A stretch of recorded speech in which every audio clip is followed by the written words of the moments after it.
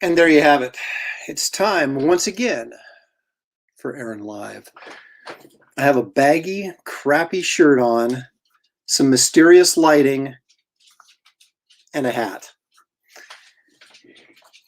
It is March 17th, 2021. Welcome. I hope you enjoyed the new intro, those of you who are here to see it. And again, if you came in late, you missed the intro that I put so much time and effort into, you'll have to watch it later to catch it.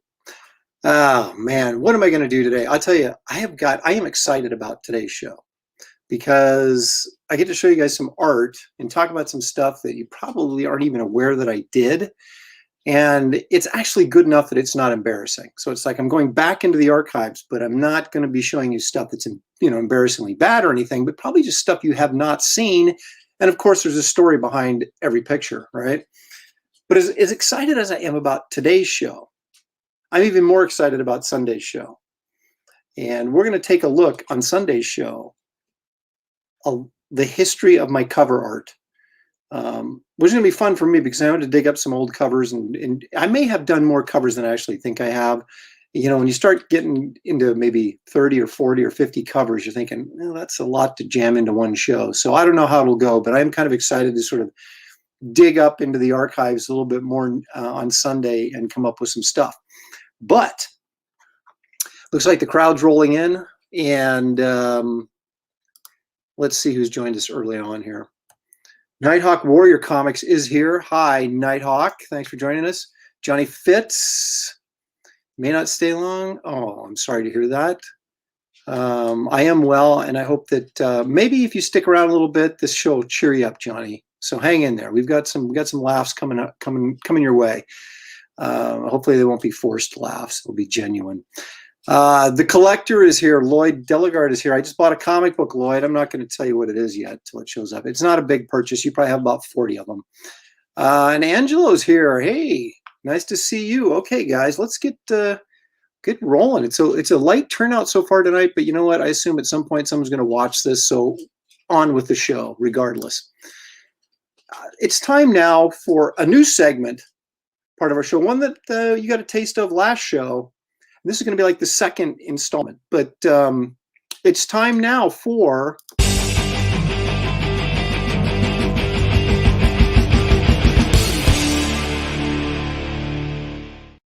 that's right, toys I designed without your help. So let's take a quick gander here. You know what? I'm going to use my oops, wrong one. I'm going to use my. I was just going to brag about my technical knowledge, and I pulled that. My ability to switch cameras magically. And let's take a look at this toy that I designed without your help.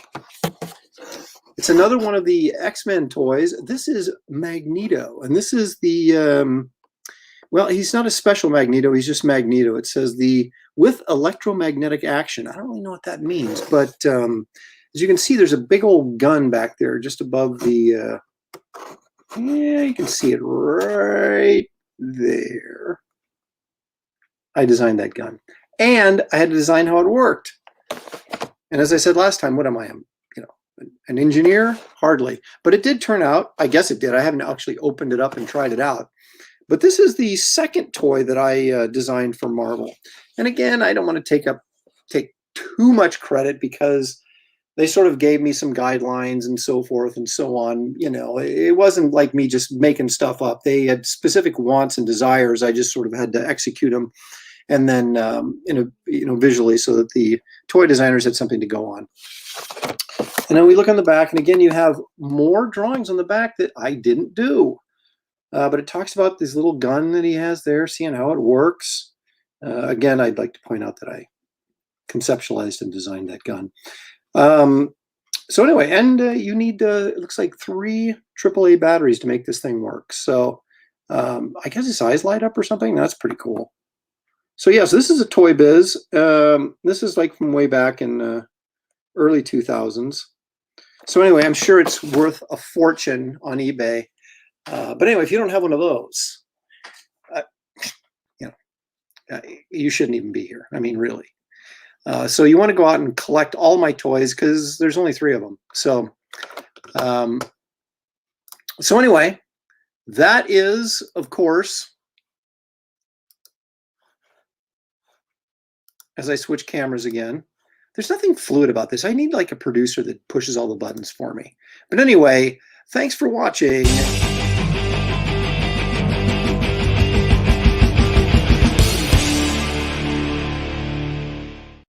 Yeah, sponsored by no one. Maybe someone like Taco Bell will jump in and sponsor that little segment. Okay, so what next? Well, I'll tell you, I've got a lot of art to show you and a lot of stories that go with that art. So I'm not going to waste any more time with just, silly little video clips.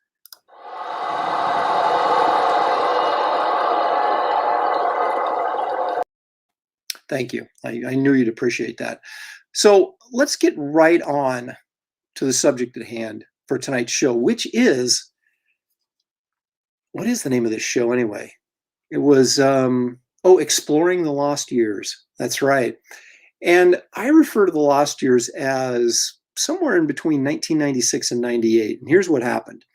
Back in, after I had done Sludge and Malibu went under, sadly, I sort of jumped over and took jobs at DC and at Valiant at the same time. Excuse me.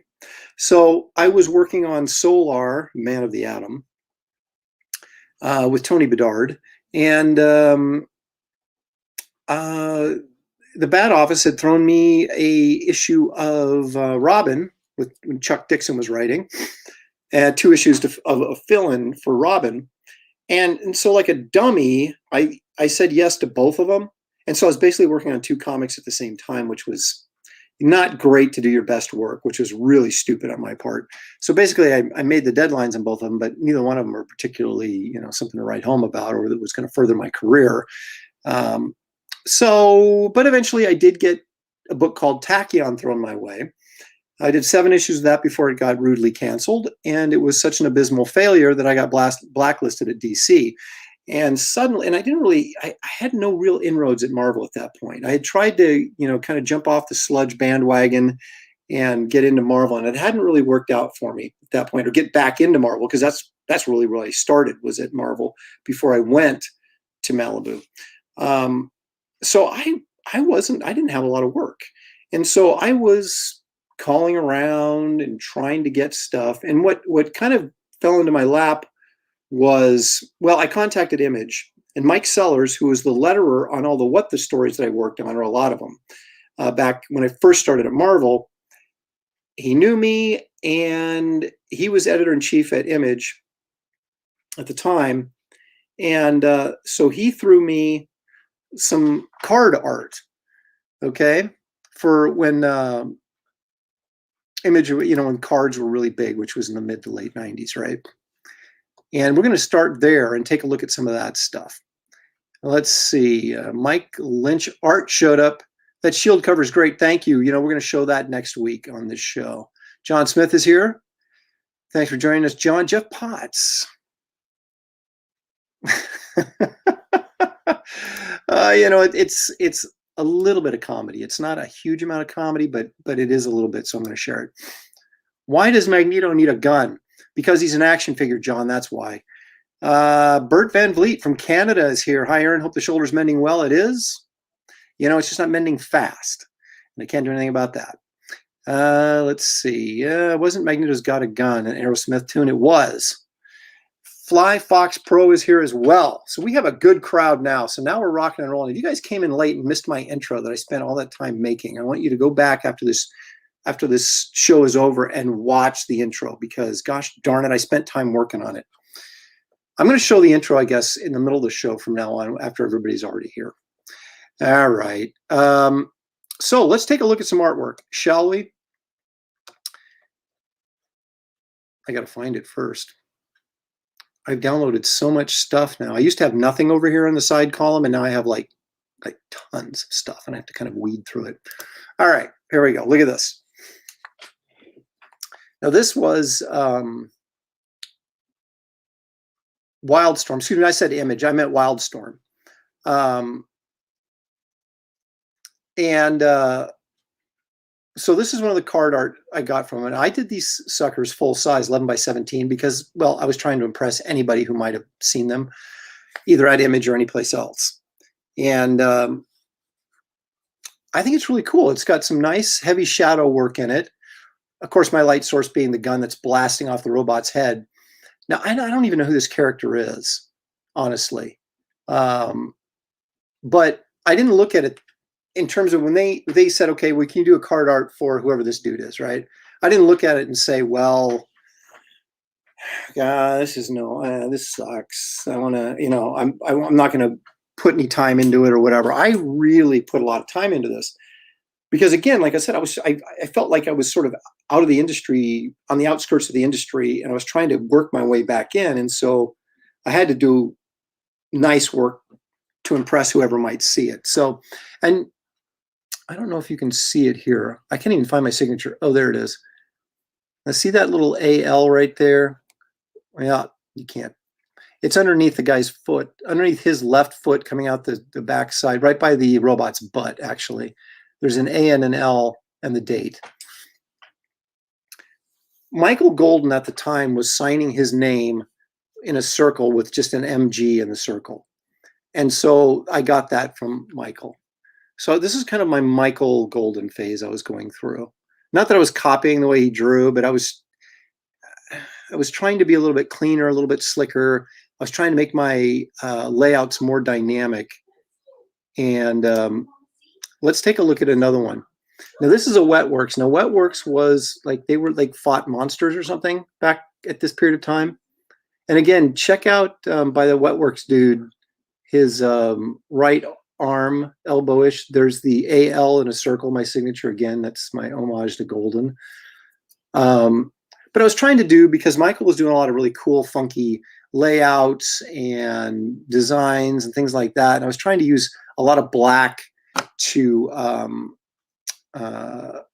give the work some volume. And again, it doesn't look like Golden, but this is huge Golden influence. And this is another one from Wetworks.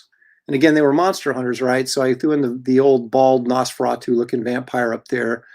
And of course, the bats forming a nice little design pattern throughout all of this. And you can see she has the shiny metal face and the big old hair. And again, making pretty liberal use of some heavy black areas on here to create volume. And again, using the circular AL Michael Golden design for the signature at that time.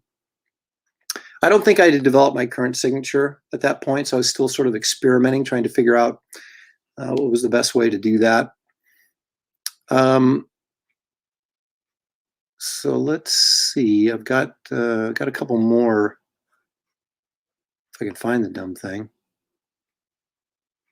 Now, don't tell me I didn't scan it. That would be foolish. Foolish of me if I didn't scan it. Oh, there it is. Okay, now this one I did a little bit smaller, and I don't know who that girl is. Maybe some of you do.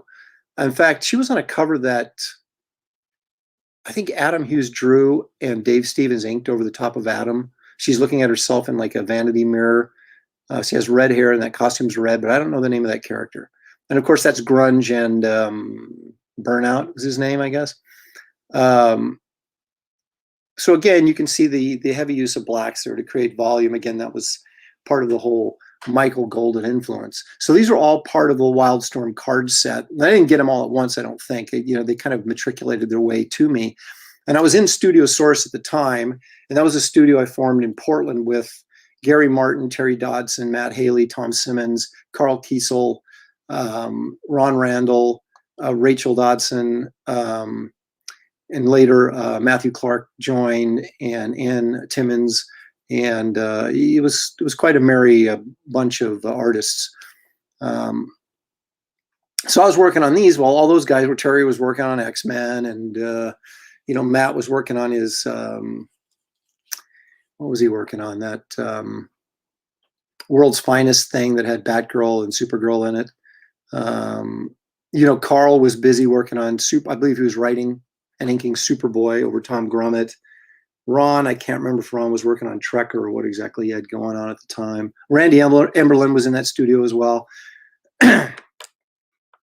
So we had quite a collection there of artists in that studio working on stuff, and I was over in the corner doing this stuff. Okay, so there's another card. That's Rainmaker. So that looks like 96, I think, is the date on that. So these were, I think 96, probably, this is right after Tachyon got canceled, and I was kind of scrambling, trying to find something. Now this, I really like this card. Now this is 11 by 17 as well. I mean, this is, you know, I mean, these were huge because obviously I was drawing these for resale as well. So I figured the bigger the art was, the more likely I would be, you know, to get a premium price for it when I sold it. And you know, Wildstorm was paying really well. I can't remember what they were paying at the time, but it was really well, so it was worth it, you know, to draw them full size. But that, you know, I thought that was a nice card as well. I like the Rainmaker's design in the background with the hair curling around there, and of course, again, heavy shadow on her, and that was part of the. You know, you might think the Wright's an influence, but it was really more of a Golden influence at that time. So I did those, but then I transitioned into kind of a crossover card set. Now, I can't remember how exactly this came about, but you can see I'm using Marvel paper there. But this was Winona Earp versus Spider-Woman. And again, the telltale circular AL signature there down by Winona's leg. That was a really nice card. I really liked how that turned out. And again, I didn't do it full size, but it was pretty good sized. So I can't remember. I'm sure Bo Smith, I know he was working with McFarlane at the time. So that may have come down through Bo. I can't remember exactly. But it was, you know, obviously this was a Marvel Image card set crossover thing. And so I don't know, I don't remember the name of the set or any of that kind of stuff. Now, I didn't color any of these. These were all colored in-house at Image or Wildstorm. But I did pencil and ink these myself, all of these. And you can tell that the line work was getting better and more controlled. And again, that was, I learned initially from Gary Martin how to, you know, ink and do line control. And Gary has, you know, outstanding control, obviously. But then I was looking at a lot, again, at Golden and some of the stuff he was doing at that time that sort of influenced me and influenced my line work. Let's jump in and take a look at the comments real quickly here before I move on. Let's see. Stephen Ing is here. Hi, Stephen. Thanks for joining. Carrie Tarpley from Florida. What's up? Captain Hiltz, Aaron Live is real entertainment. It really is. It really is. I mean, I think there's people on the internet that say they're entertaining you, but I bring the goods. I just don't talk about it. I do it. And let's see. John Smith says, I have that. I don't know which one he's talking about, but one of those drawings, I'm sure. Maybe one of the originals. Nighthawk Warrior. Hi, Aaron. How are you? I am good. How are you doing? Jeff Potts, the bald guy looks especially like the old guy living down my street. The bald guy, are you referring to me? Oh, the vampire. Okay, fangs and all. Well, then, because if you had been referring to me, you would have got this. But since you weren't, I forget I even did that because that wouldn't be cool to send out a slap to you if you weren't sassing me. Let's see here.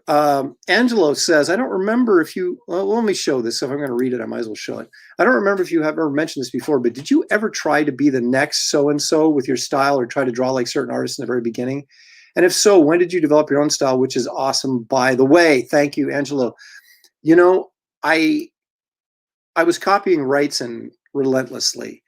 And when I turned 18, I started realizing that every time I wanted to figure out something like, well, let's see, how would I draw these rocks? Or if, let's say, a character was on a cliff, and I'd say, well, how do I want to draw these rocks? And I would look and see how Wrightson did it, right?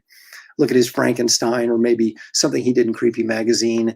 And I was doing that all the time. And so I got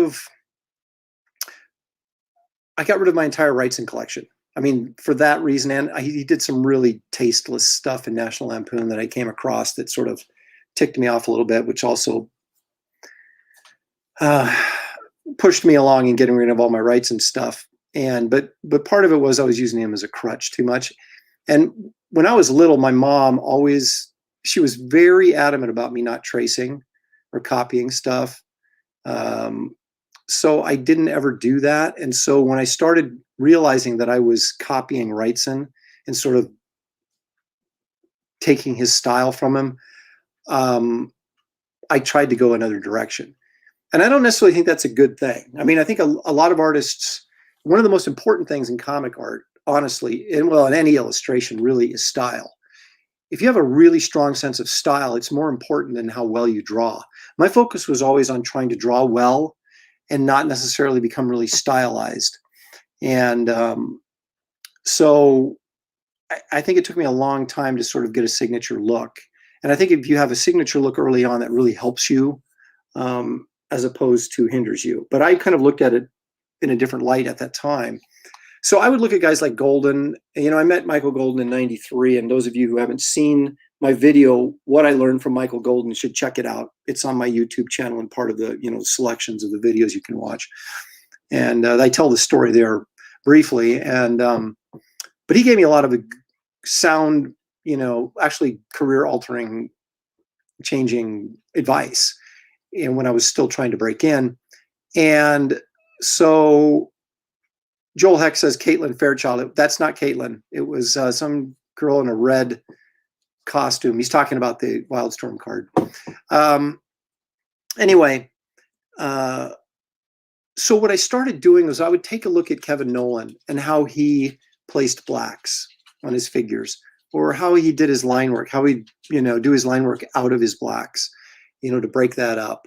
Or, you know, look at Michael Golden and look at his design elements and how he laid a page out or laid a cover out. And so I would, you know, I looked at Dale Keown, right? And I looked at, you know, some of his line work because I really liked his work on the Hulk and then, of course, on Pitt.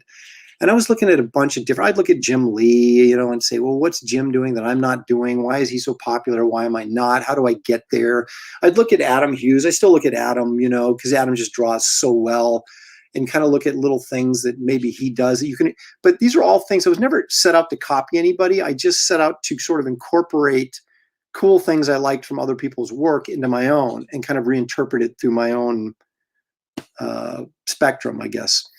And so I guess that answers your question. I never set out to be the next so-and-so, which again, I think a lot of people have got success by doing that. And I probably would have been better off had I done that. You know, if I'd like attached myself to Arthur Adams or Michael Golden and just tried to draw like that, and then eventually, you know, develop into something else, I probably would have been better off, you know, because I was floundering a long time just trying to find myself. And in some ways I still am. You know, I'm still trying to figure out exactly what I want stuff to look like. And I still look at the same guys and say, you know, what's Golden doing? Or what's Kevin Nolan doing? Or what's, you know, Travis Charest doing? And what are these guys doing? And why is their stuff so cool? And what elements that are cool in their work can I kind of bring into mine? So I'm always doing that.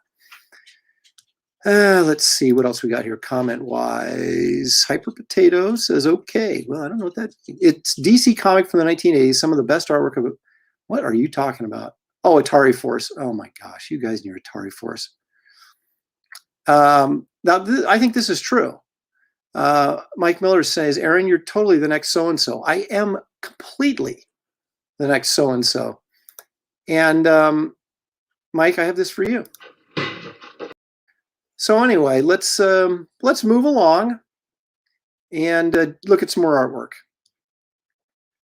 So we did I'll do a quick recap here. So I transitioned into this sort of Marvel Wildstorm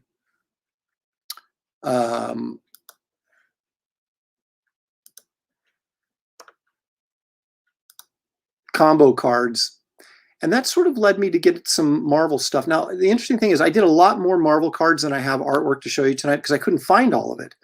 And again, this stuff is all Xerox copies because I didn't have a scanner. I didn't get a scanner until I was in Florida at CrossGen. So these are all scans of Xerox copies. And I was going through my old boxes of Xerox copies, and that's where I found all this stuff. And I thought, hey, I should do a show on this. So anyway, here's a couple other cards I did. These are clearly X-Men cards.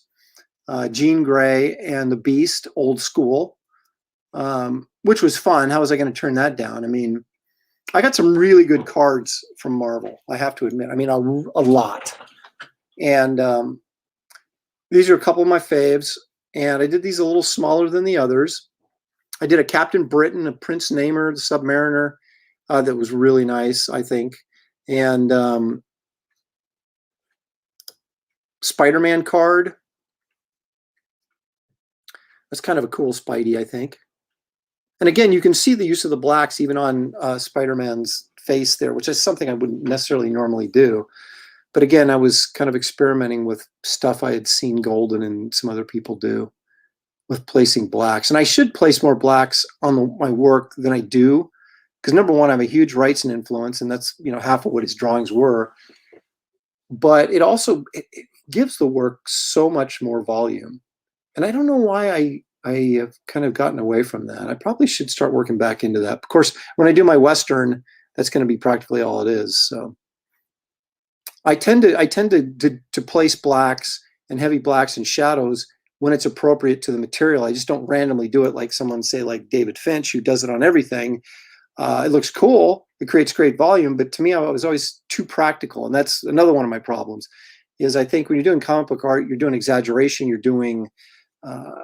stepping outside the box. And so to sit there and say, well, this guy's out in the middle of daylight, I shouldn't be putting heavy shadows on him.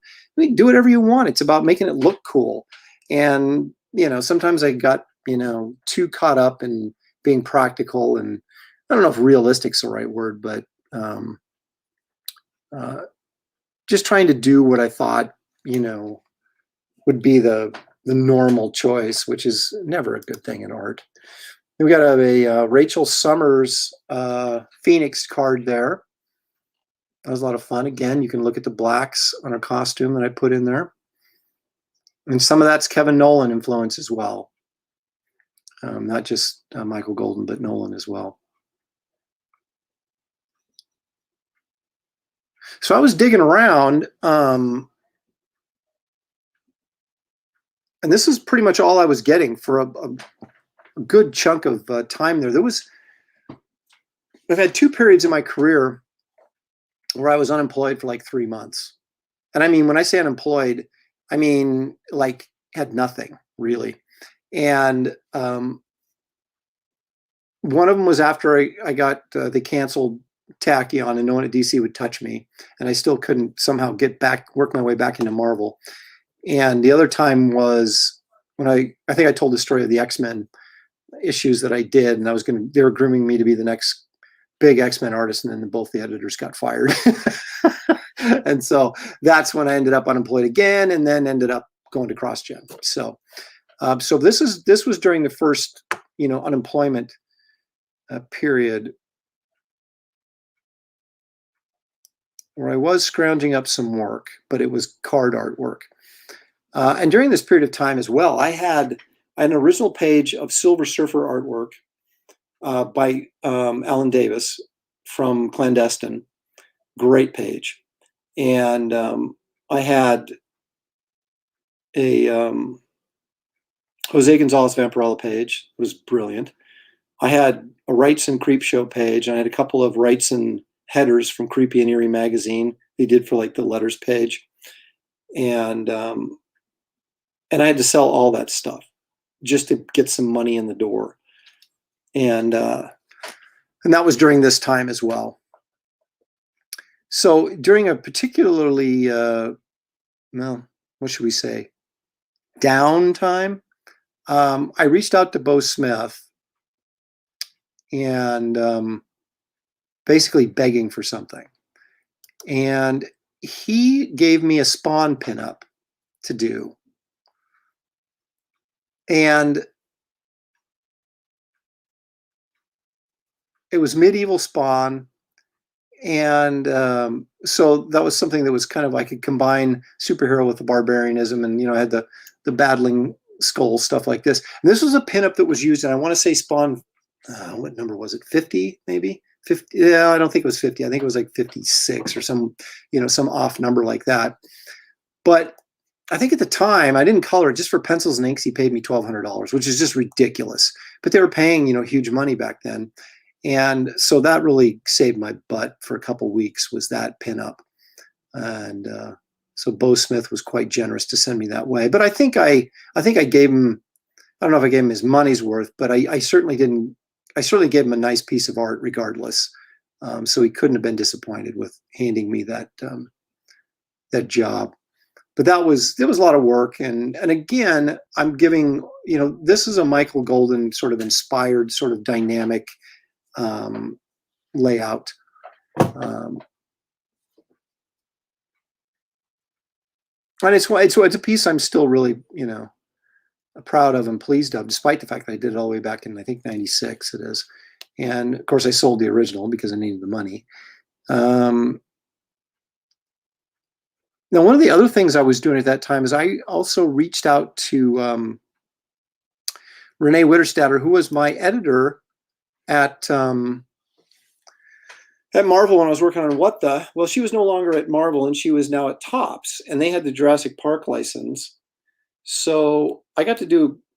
I never did an entire Jurassic Park issue, but I did, they had these jam issues they would do, like Jurassic Jam or whatever, and I would do 2 or 3 pages. And this is one of the sequences, and I couldn't find any other pages around this. And so I think this may have just been 1 page to do in this jam book. It seems like I would have gotten more than just 1 page, but I can't find any more pages to go with this, and I can't for the life of me remember how it turned out. But that is from Jurassic Park book, and that's obviously just my pencils. But I mean, again, I was working my butt off to try and impress people, to say, hey, you know what? I can do this. I'm pretty good. Give me a job. And so that was going on at that time as well. Let me jump back into the comments really quickly here. Let's see. In the mid to late 1980s, you were in the Golden, Nolan, Hughes, Haley, and Dodson camp that Shirley and I didn't really see you really incorporating until around Countdown. Yeah, but I was looking at them. And like I said, in the Countdown stuff I did for, which he's bringing up, a series called Countdown that I did for Wildstorm when Scott Dunbier was editor-in-chief there. He threw that to me because I was had no work. And that was kind of a lifesaver, because it was an 8-issue miniseries. And I was really trying to change my style, because basically everybody was telling me you're too old-fashioned and that's why no one wants to hire you, kind of thing. So I did a completely different turn on stuff on the Countdown series. I don't have any of that stuff here because, but anyway, he's right. I don't know that I was working with Haley and Dodson. I wasn't really looking at their stuff though for inspiration. I think we were probably all looking at Adam Hughes at that point. It seems like Alan Davis. Rachel Summers card, yeah. Bo Smith seems like a cool dude. He is a cool dude. I'm pretty sure the Jurassic. Okay, that's good. I like that. I'm pretty sure the Jurassic comics were better than some of the movies. Well, the only reason I watched Jurassic Park is because the dinosaurs are so cool, and that's it's the only reason. I don't care about the movie. I just want to see the dinosaurs. Okay, so let's move along. So I was at Topps, and I was able to get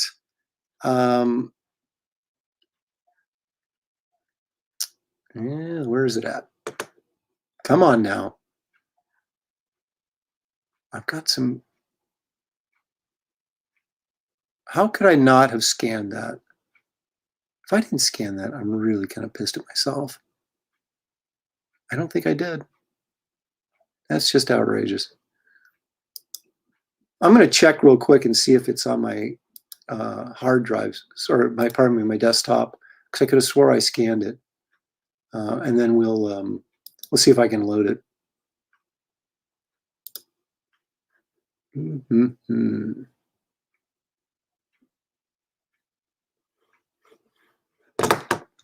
Well, that sort of sucks.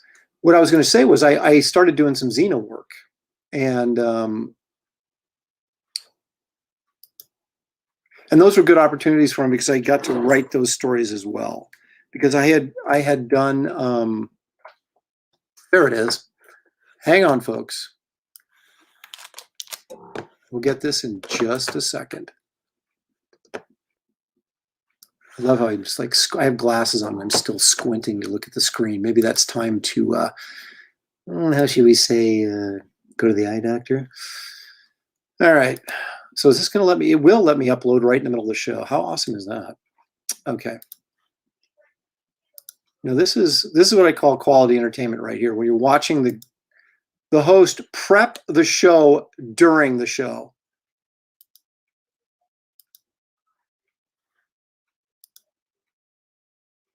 And boom. Okay, so now we're caught up. Okay, so there we go. That's the cover to Xena 0. All right, now I penciled and now I take it back. Hillary Barta, I think, inked the inside of this. I may have inked a few pages, but I inked the cover. And I have to admit, I was having a really hard time with Xena's face for some reason on this particular cover. And I think Matt Haley came in and did me an assist on Xena's face to kind of get it where I wanted it. But anyway, I inked that. And that's one of the cooler covers I've done. Even to this day, I look back on that and really kind of like that, even though it was, 25 years ago. I think it still holds up pretty well. And again, you can see the common theme of zombie warriors getting hacked to pieces. So I wrote that and drew it and inked it. Or no, I didn't. Again, I apologize. I'm pretty sure Hillary Barta inked the inside of that. But here's something interesting I want to point out. Here's a page from inside the comic. Now, as you can see, I've got a big old Xena butt shot right there in the middle of the screen, right? Now, at the time, and I don't know, what her marital status is right now, but she was married to the producer. Lucy Lawless was married to the producer of the Xena program. And so all this stuff had to be approved by him. So he was like, he didn't want, like this flagrant butt shot of his wife in the comic, right? So I had to go and take those flaps and cover up her rear end instead of having them, open like that so you could see her butt. And even though her butt is covered, which I thought was kind of funny. And then later she appears in, recently that medieval show. It wasn't Game of Thrones, but it was one of the other ones like Sparta or whatever it was called. And I believe she appeared topless in this. I didn't see it, but I was told this. And I'm like, well, okay, I can't do a butt shot in a comic book, but she's going to appear topless in a TV show. So I don't know. That was kind of funny. And then here's another shot. As you can see, I was trying to do some stuff here, again, trying to impress people. You can see the reflection of the zombie in her sword there on that. And it was doing a fair job of getting Lucy Lawless's likeness. With her, it's all in the cheekbones and the jawbone and the jaw shape. And, so it's not like, she could use it on her driver's license or anything, but, it does look like her. And I was able to kind of capture a look for her that was pretty consistent throughout my work on Xena. And I did the Xena 0 issue. And again, there's another zombie guy. And then I did this 2-part miniseries called Xena Bloodlines, and she goes back to Egypt, and there's a mummy. And this one I wrote, penciled, and inked. I did everything in it. So, but that's another cover. This cover is sort of based on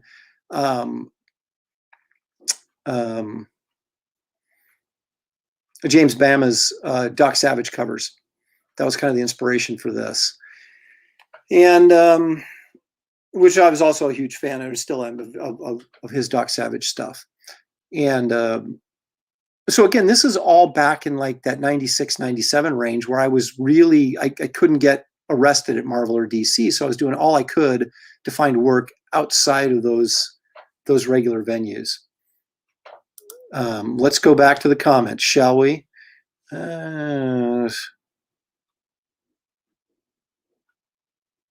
Let's see here.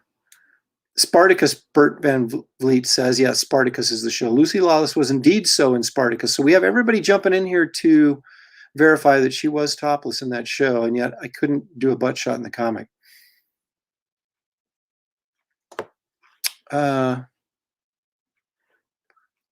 This is kind of off topic, but I haven't talked to Matt in a while.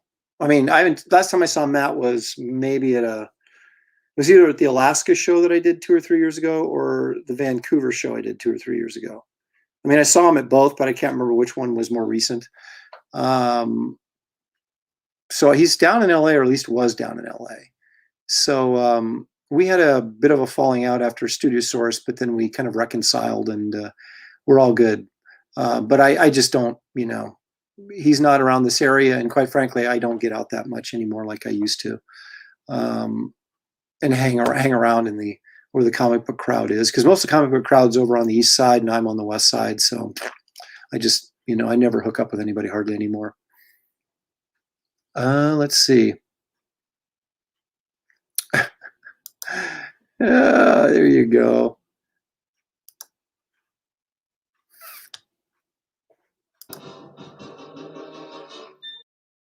That's what you get, Roscoe. I'm not going to give you the slap, but because it's not really sass, but I got to look for a reason to actually use those film clips I've got. So Winston Go says, good morning from Singapore. Now, Winston, I read one of your things earlier or later, but that's your first post. So there's a guy coming all the way in from Singapore. That's commitment to excellence right there, man. All right, let's get back to the artwork, because that's why we're all here. Well, maybe it's not, but that's why I brought you all here today. Okay, so this was going on. So I had the stuff at Topps, which was a little Jurassic Park stuff, and then the Xena stuff, which is interesting. Xena is a lot like Legion of Superheroes. I don't know that it sold particularly well. I mean, it sold well enough for Topps, but man, what a rabid fan base. I sold every single piece of Xena artwork I ever did. In fact, I did an oil painting of Lucy Lawless's Xena with the other gal, the blonde, her sidekick, kind of off to the side, and sold it at San Diego. I mean, I just brought it with me because I knew someone would buy it, and sure enough, they did. But actually, not a bad piece. I got a slide of it someplace. Again, before scanner days, so I didn't really have it scanned. I got color slides shot, or transparency shot of my paintings and stuff back then. And I did spend a lot of time painting. That's, I should have shown some of those. I spent a lot of time during that 3 months because I had so much downtime. I was working on my watercolors and my oils. And the sad thing about painting is once you spend a lot of time, or pardon me, once you're working on it for a while and you start to develop a style and get the hang of it, then comic book work comes up, and then you don't paint again for 6 years, and you're right back where you started from. And that's kind of been my story up and down. Okay, so at that time, again, I was in Studio Source, and this stuff was going on, and I was constantly, being the child of the 70s or comic book fan of the 70s that I was growing up in that era, that I was always pushing 70s ideas on the guys in the studio, which were probably not sound business ideas, but let's do a portfolio, let's do this, let's do that. Why don't we consolidate our power here and do a book and blah, blah, blah. So I was always pushing to try and get guys to do stuff collectively as a studio, right? As a brand. And it was really hard because Terry was extremely busy doing X-Men stuff. So why would he want to do independent stuff? Like I said, Carl was busy. Randy Emberlin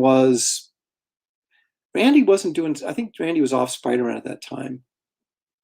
And so he might have been more eager, but he was, he's a guy that's going to be doing inking mostly. And then, Gary Martin was in there, and he was an inker too. So on occasions with those guys, I'd have to bring in a penciler for them to ink. So it got a little complicated, but most of the pencilers in the studio were busy doing other things except me.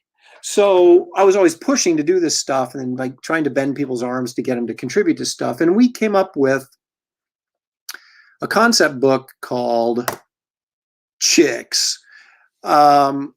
And this was a exploitation book making fun of exploitation books. So we kind of hid behind the fact that, well, this isn't an exploitation book. We're were making fun of the exploitation of the 90s, right? But I mean, we were essentially making an exploitation book that was a humor book.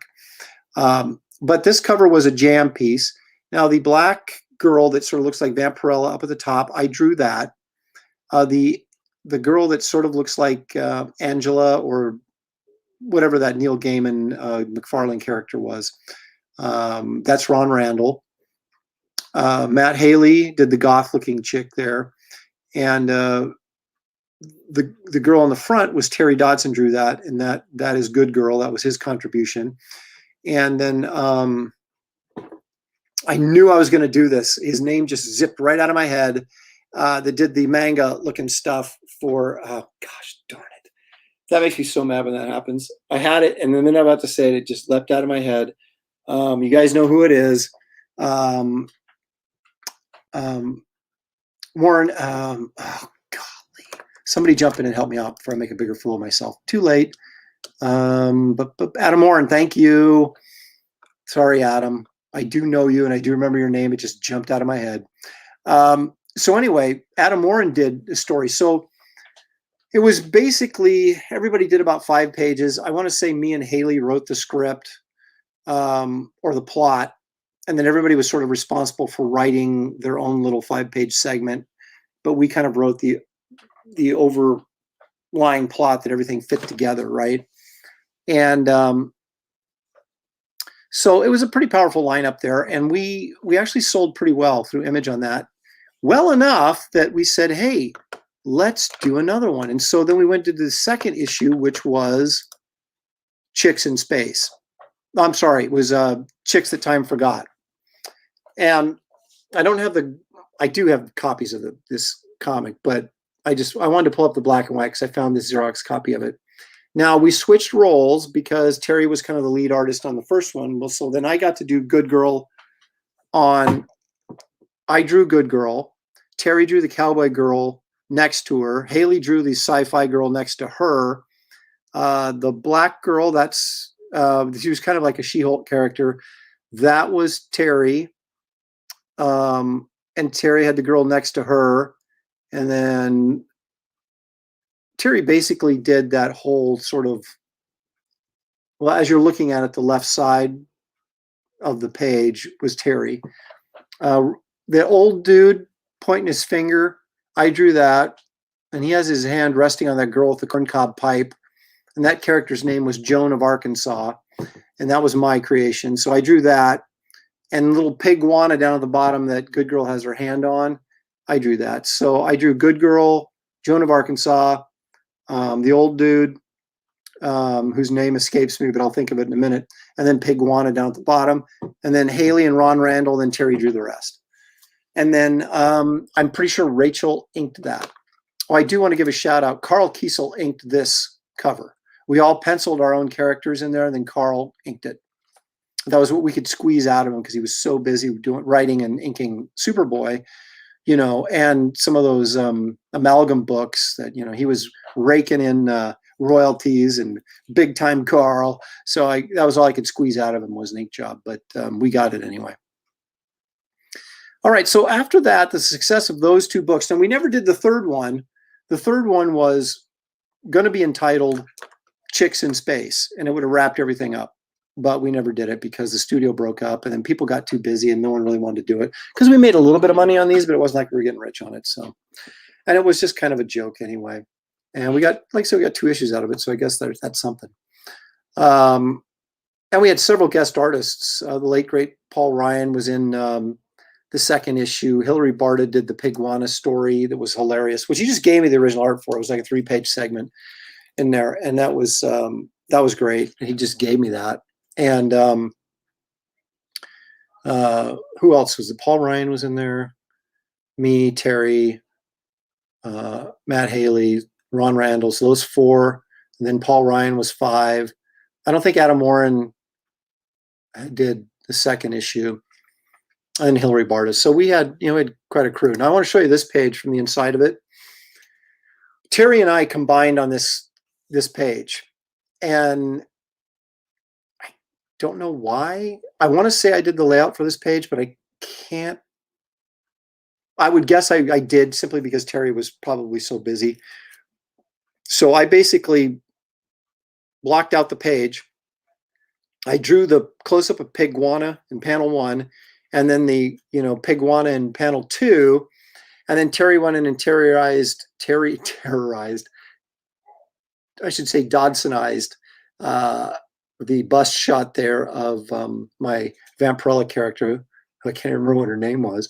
And then the other characters there that are sitting there around Piguana. And then Terry did the little spaceship. That planet really looks like I drew it. So just the way I do the little Earth or land formations on planets, that looks like I drew that. But so I think that was I know it was a combination of me and Terry, and exactly who did what. I think you can look at it and pretty much see. And then Rachel inked all of it, as I recall. So anyway, those are some Chicks pages. Let's check the comments and see what's happening. Leg Kick 1 says, hello, Aaron. Hello, Leg Kick 1. Thanks for joining us.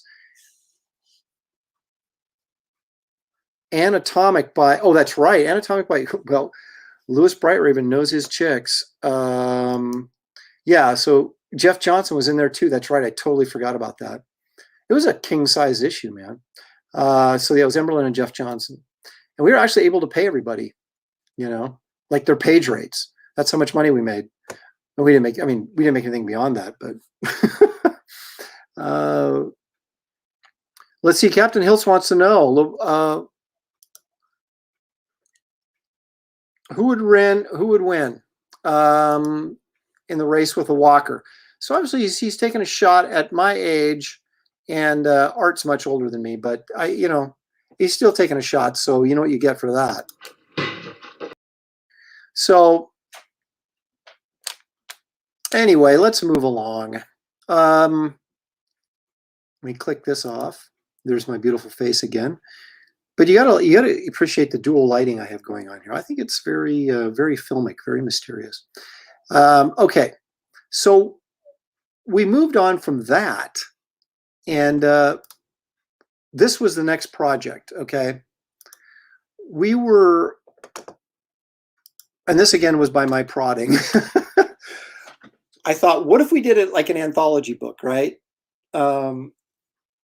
And this was going to be called Studiosaurus Thunder. Okay, that was what, and it was going to be an anthology sort of miniseries, right? So we knew we had to put a chick story in there because that was kind of, at that point, that's sort of what we were known for, and we knew that would bring in a certain amount of audience, right? So I don't know who was going to do that. I was trying to talk Terry into it, even though he was way too busy. But and the dude flying there, the superhero flying up there, that's Matt Haley, and I have no idea what that character's name is. And I bet money if you pinned Haley down, he couldn't tell you either. It was going to have a Ron Randall Trekker story in it. And then I drew the dinosaur and the robot that's getting eaten by the dinosaur. And you'll notice that robot is actually the robot from Power Cubed. And originally he was part of my Frazetta-esque sci-fi jungle story called Primal Zone. And that's what I was going to do in this book. And I had actually finished the 8-page story that was going to go in this. I mean, it was penciled, inked, and everything. I've got it sitting right over there. And I've shown the double-page spread from that previously on one of my videos, so you're gonna have to go back to check that out. But no, I think Ron may have started his Trekker story. I don't know that he ever finished it. So I was the only one who finished the story, and it really began to look like certain people, Terry, was not going to have time to do this. Matt was not motivated enough to do it. Matt was not quick. And so we came up with the idea of launching our own label, which was then going to be called Odyssey Comics. And we were each going to do our own miniseries, right? We said, forget the anthology book. Let's just, because Ron wanted to do Trekker. And these guys had talked me out of doing this Primal Zone because they're like, no one's going to buy a book about dinosaurs, which they probably were right. So I came up with what was Atomic Toy Box then and later changed to Power Cubed, which actually makes more sense. The title Power Cubed makes more sense. And if you haven't seen Power Cubed or read it, It is available in trade paperback anywhere. So pick that up and check it out. But so I did the first issue of Power Cubed. I launched the Odyssey line, and it did good enough that I thought, okay.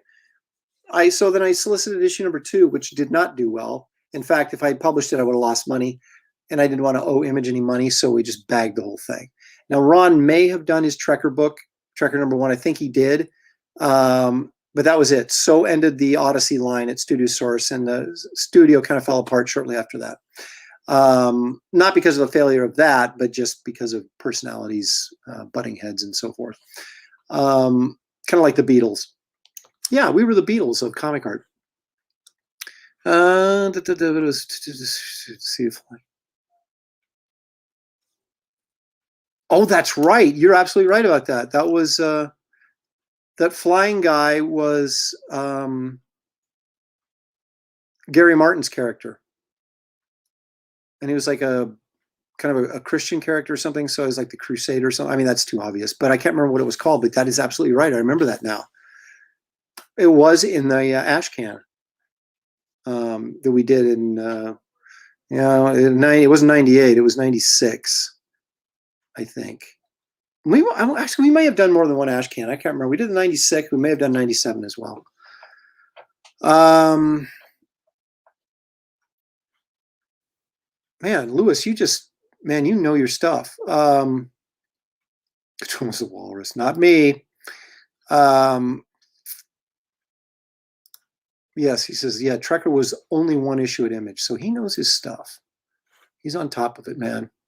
Hey, Johnny Fitz made it back. Thank you, Johnny, for jumping back in. Stephen Inc. says, I've got chicks. How did Adam Warren get involved? Adam Warren was, who is he friends with? Haley? Yeah, Matt Haley and Tom Simmons, I think he was pretty good friends with. So, and he was doing something for Dark Horse, so he was sort of in and out of town frequently. And so somehow we roped him into it, talked him into doing it, because he was kind of a hot at the time, because he was the only American artist doing manga, I think, at the time. And so he was doing the that series for Dark Horse, so that it was through Haley and Tom Simmons, who knew him pretty well, that we were able to finagle him to do it.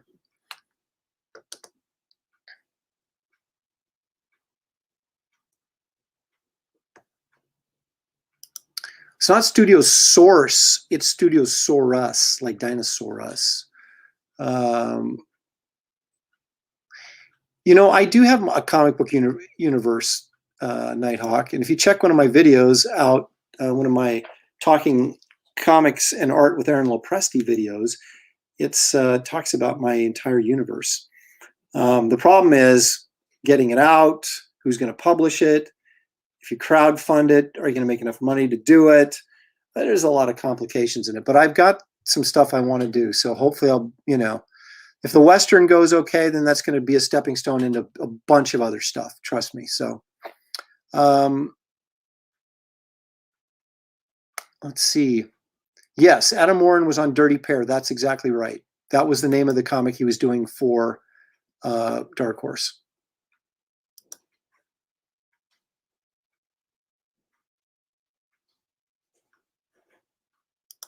This is actually true. You mentioned Primal Zone. Show art for that. It's like Command A and Jurassic Era meets Flash Gordon. Like I said, I don't have it loaded up for this particular show because I've already done a video with it. And I hate to be too repetitive, even though I know different people watch different videos and not everybody sees the same stuff. And but yeah, maybe I'll do that. I can go back and maybe do a live feed and show all the stuff out of my my universe of characters. So let's get back to it, shall we? I don't have much more actually, but I do want to wrap it up by putting the happy ending on the story. So I went through all of these, and I guess by showing you this much work, you say, well, gee, Aaron, it doesn't look like you were struggling that much, but I really was. And for a 3-month period there, I mean, I was bringing in very little income because all this card art and stuff was kind of stretched out over the course of a year. But there was a 3-month period where I had nothing. And the thing that somehow, and I don't remember how it came about, but Michael Golden became, and I was friends with Michael, so maybe that's how it came about. But Michael became art director at Marvel, right? And so I may have contacted him directly and said, dude, can you help me out? Anything, anything. And he threw my way the X-Men Doctor Doom annual, which came out in 1998. So I was working on that in 97. And I think that's really the project that got me back into the door at Marvel, at least, as a possibility to get work here and there. And it was really cool because it was Doctor Doom, and he had like this wizard he was working with, or that was serving under him. And they were time traveling, going back through different points of time in the X-Men universe, if you will, and extracting stuff. I can't remember exactly what the shtick was, but it started off, it had tied in with Onslaught, or it was just after Onslaught. And so anyway, Art Taber, actually I ended up inking this and did a really nice job on it, and kind of made my stuff look a little bit more contemporary, which helped. But here are the pencils for it. Here's the splash page for the Doctor Doom manual. Now, if you look up there on his forehead if you're looking at the page, his left eye, actually his right eye if you're Doctor Doom, but as you're looking at the page, his left eye, if you look up over the top there, you'll see that's a reflection of Onslaught in his iron mask. And it was supposed to get colored that way, and it didn't. But back in those days, no one sent me the files and said, Aaron, what do you think of the color? They didn't care what I thought. Once I turned it in, I never saw it again, kind of thing. So anyway, this is X-Men, or is it Doctor Doom X-Men, or X-Men Doctor Doom Annual 98.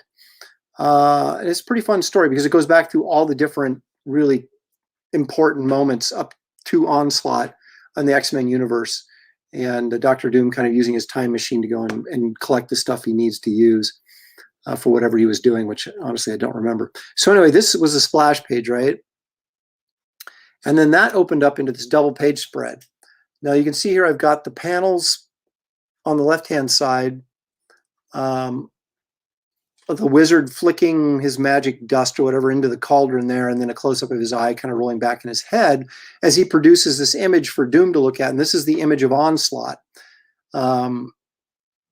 coming at you. And then we have little X-Men floating around him.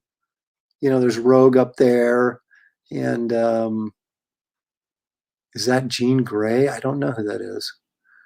And Iron Man's back there, and Wolverine's down at the bottom, and that may be Cyclops below Wolverine there, floating around him. So anyway, needless to say, I opened the book really, really strong. These are, it was a good splash page. This is a really good double page spread, looking good. Art came in there and made it look very sort of imagey. So this was kind of the job that sort of got me back into the good graces of Marvel. And about that time, I was starting to pick up some steam at DC again,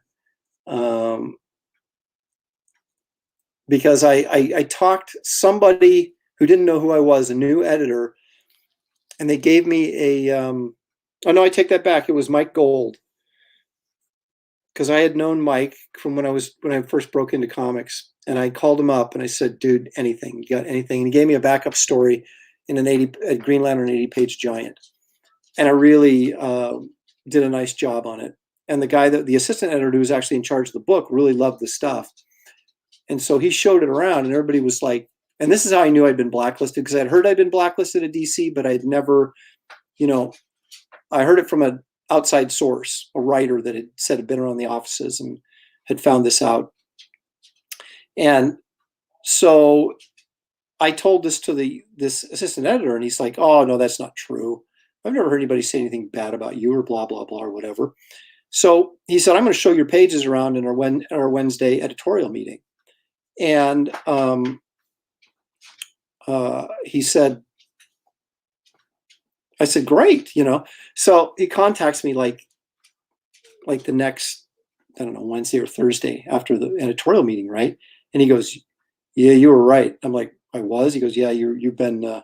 He goes, I couldn't believe it. He goes, I showed your stuff around. And everybody was like, oh, this stuff is great.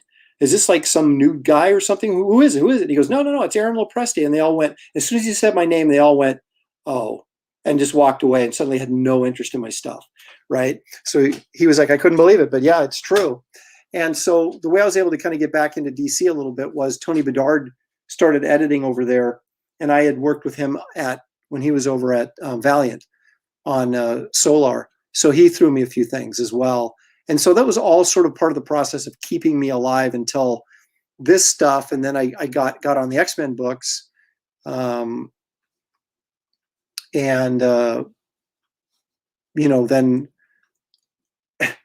so then I ended up, after doing some Image stuff, because Scott Dunbier was throwing me some bones, and he let me do that 2-part Gen 13 bootleg, the Scooby-Doo issues, which if you haven't seen that, it features Marlon Brando and Scooby-Doo, and it's quite funny. But anyway, you should check that out. And it's actually some pretty decent stuff. I pencil and inked that, and I actually did the plot for it, and then Walter and Louise came in and dialogued it and for me, so they could put their name on the book basically and help sell it. And so those were things that I was getting. And then I started, getting back in at Marvel, and then I was doing X-Men stuff, and then my X-Men editors got fired, and I was out of the frying pan and into the fire again. But anyway, this is sort of my story. This is my story before I then went to CrossGen, and then revitalized my career at CrossGen, and then sort of got back in the door at Marvel, and then of course went over to DC, and the rest is history. But anyway, this is some of the work that I found over in my Xerox copies. My dog is trying to jump up on my lap. This is some of the stuff I pulled out of my Xerox copy box and found, and thought, you know what, I'll do a little show on this and share a little bit. So let's take a look at the messages here one more time. Bill Meachin, you just saw this. Hope you're doing well. I am, Bill. Thank you. Winston Goes says, no, isn't this nice? I hope in the near future to meet you in person. I have so many questions from your Wonder Woman, Roman Conan, Wonder Woman series. I'm going to add a feature to the show starting on the Sunday edition, which is Ask Aaron. And you guys can, if you can't make the show, you can send in a couple questions, and I'll try and have prepared answers for you for those. Let's see here. Spider-Man 365 was one of the first comics I bought myself off the shelf. Okay, so you're not very old then, Captain Hilt says, because that was one of the earliest works I did. That's when I was breaking in at Marvel.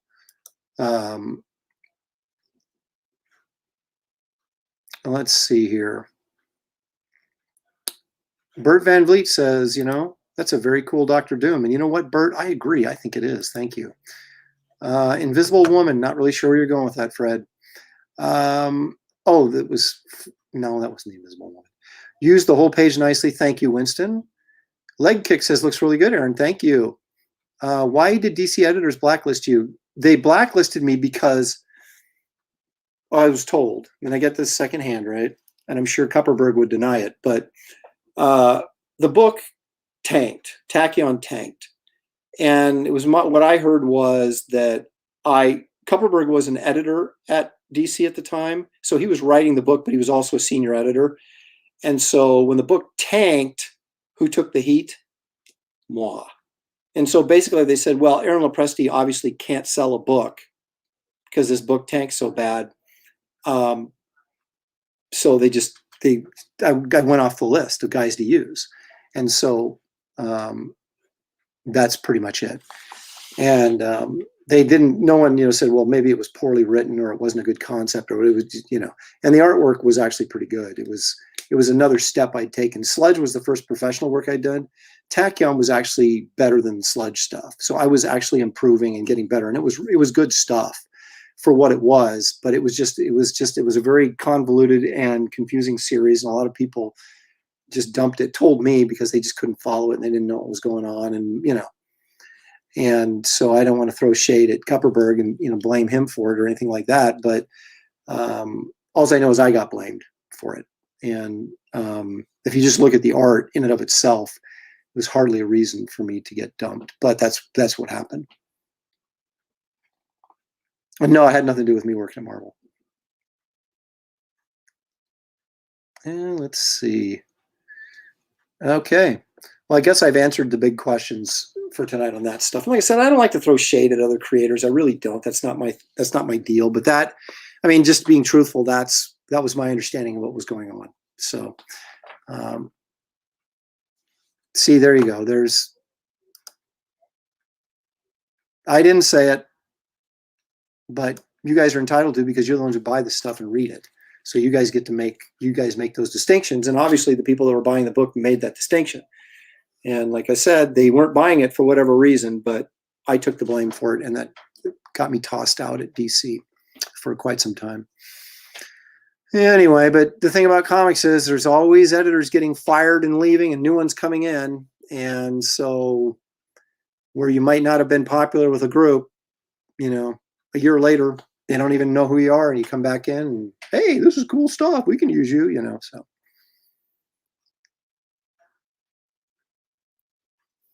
Thanks for joining, Johnny. Appreciate it. Winston says, that is not fair. But that, Winston, is life. Indeed it is. So anyway, that's about all I got for you tonight. I wanted to share a little artwork, tell a few stories.